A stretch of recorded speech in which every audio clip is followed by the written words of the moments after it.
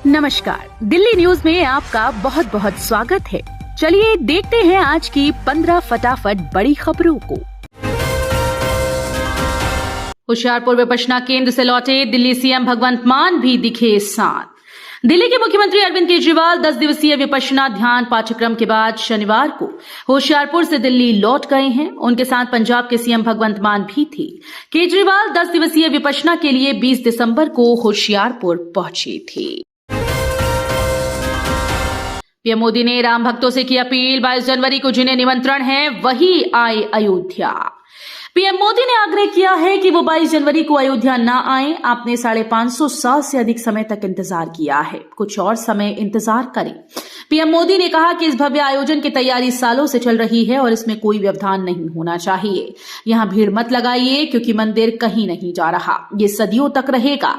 प्रधानमंत्री ने बताया कि समारोह में कुछ ही लोगों को आमंत्रित किया गया है, इसलिए जिन लोगों को निमंत्रण दिया गया है बस वही अयोध्या आए।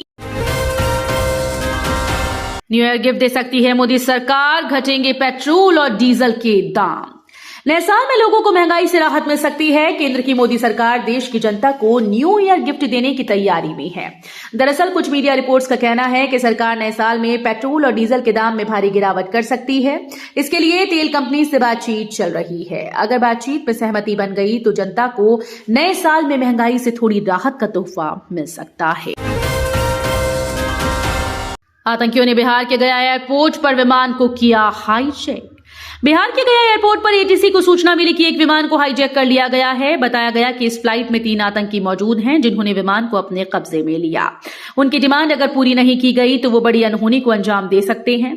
बताया गया कि विमान के अंदर मौजूद आतंकियों की मांग है कि उन्हें $2 लाख मिले और जेल में बंद उनके 3 साथियों को फौरन रिहा किया जाएगा। इतना ही नहीं, उन आतंकियों की ये भी मांग है कि इन सब शर्तों को पूरा करने के बाद उन्हें स्पेशल क्राफ्ट से सुरक्षित जगह पहुंचाया जाए। सीट शेयरिंग को लेकर कांग्रेस को टेंशन दे रही ये 3 क्षेत्रीय पार्टीज। 2024 लोकसभा चुनाव में विपक्षी गठबंधन इंडिया की सीट शेयरिंग को लेकर बात नहीं बन पा रही। दिल्ली के अशोका होटल में हुई बैठक में चुनाव और सीट शेयरिंग का मसला बातचीत का केंद्र रहा। पंजाब, महाराष्ट्र और पश्चिम बंगाल में इंडिया ब्लॉक के साथी दल कांग्रेस की सीट बंटवारे की योजना रोक रही है। दिल्ली सहित हरियाणा, पंजाब को आज पीएम मोदी देंगे 2 वंदे भारत ट्रेन की सौगात। प्रधानमंत्री नरेंद्र मोदी आज अयोध्या के नए रेलवे स्टेशन का उद्घाटन करने के साथ साथ 2 अमृत भारत योजना और 6 वंदे भारत ट्रेन को हरी झंडी दिखाएंगे। इनमें से 2 वंदे भारत ट्रेन हरियाणा, पंजाब को मिलने जा रही हैं। इनमें से एक गाड़ी नई दिल्ली रेलवे स्टेशन से चलकर हरियाणा, पंजाब होते हुए जम्मू कश्मीर के मां वैष्णो देवी कटड़ा स्टेशन तक जाएगी।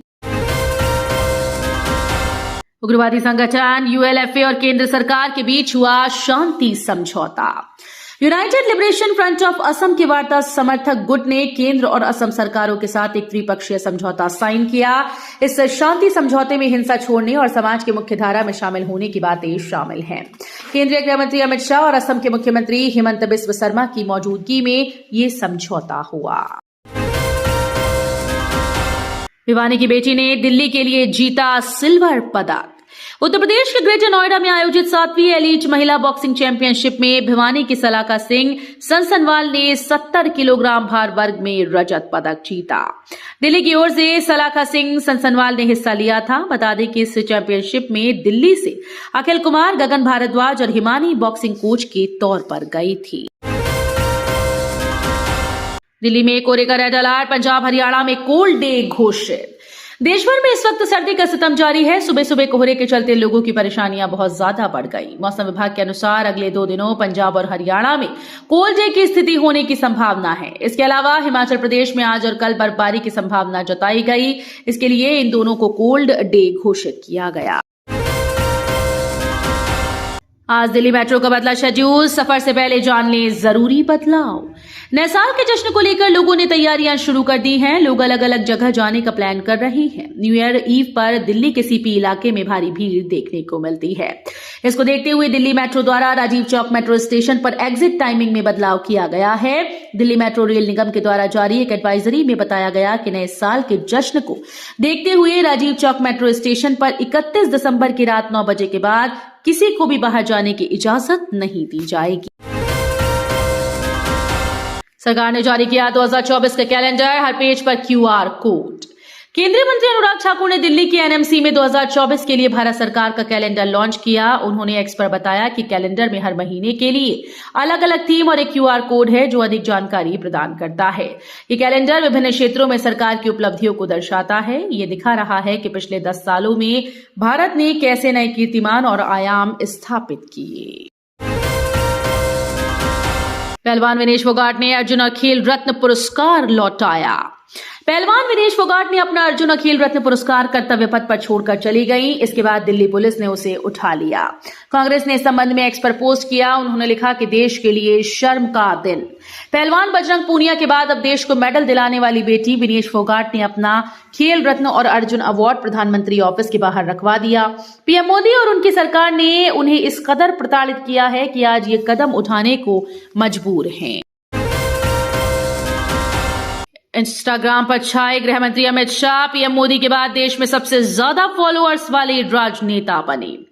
इस वक्त सोशल मीडिया का दौर चल रहा है। राजनेताओं का दबदबा जमीनी समर्थकों के साथ ही सोशल मीडिया पर फॉलोअर्स से भी होता है। ऐसे में गृह मंत्री अमित शाह ने सोशल मीडिया की दुनिया में नया मकाम हासिल किया। वो पीएम मोदी के बाद सबसे ज्यादा फॉलो किए जाने वाले राजनेता बन गए। मोस्ट वांटेड लखवीर सिंह लांडा को भारत सरकार ने घोषित किया आतंकी। कनाडाई गैंगस्टर लखवीर सिंह लांडा को भारत ने आतंकवादी घोषित कर दिया है। गृह मंत्रालय ने आतंकवाद विरोधी कानून यूएपीआई कार्रवाई करते हुए 33 साल के गैंगस्टर को आतंकवादी के रूप में नामित किया है। सरकार द्वारा जारी अधिसूचना के मुताबिक आतंकी लखबीर सीमा पार से मोहाली में पंजाब स्टेट इंटेलिजेंस हेडक्वार्टर की इमारत पर रॉकेट प्रोपेल ग्रेनेड के माध्यम से आतंकवादी हमले में शामिल था। पीएम मोदी के सेल्फी बूथ पर भड़के राहुल गांधी ने जमकर हमला बोला। कांग्रेस नेता राहुल गांधी ने रेलवे स्टेशन पर प्रधानमंत्री नरेंद्र मोदी के आदमकद कट आउट के साथ सेल्फी बूथ स्थापित करने को लेकर शनिवार को सरकार पर निशाना साधा। राहुल ने पूछा कि लोग सुलभ रेल यात्रा चाहते हैं या शहंशाह के बुत के साथ तस्वीर। गांधी ने एक्स पर एक पोस्ट में कहा, गरीबों की सवारी भारतीय रेल के हर वर्ग का किराया बढ़ाया गया। किराए में बुजुर्गों को मिलने वाली छूट तक खत्म कर दी गई। प्लेटफॉर्म टिकट के दाम बढ़ाए गए। निजीकरण के द्वार खोल दिए गए। तो ये थी आज की बड़ी खबरें। डेली खबरों से अपडेट रहने के लिए चैनल को सब्सक्राइब करना बिल्कुल न भूलें। धन्यवाद।